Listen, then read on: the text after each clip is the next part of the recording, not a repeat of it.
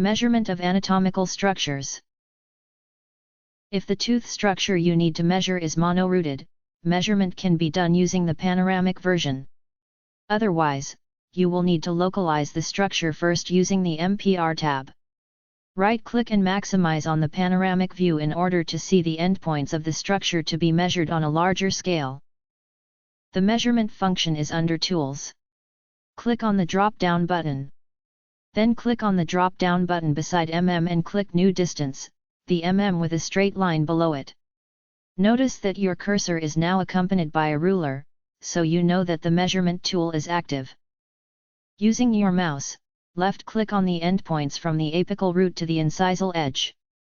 Then left-click again to place the measurement near the measured structure. To deactivate a tool, right-click on your mouse. Notice that the cursor reverts back to its original arrowhead form.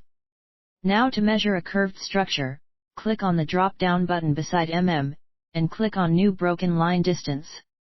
Using your mouse, left-click on the endpoints the incisal edge of the tooth and click every time there is a curvature until you reach the apical root. Then right-click to get the measurement, and left-click again to place the measurement near the measured structure.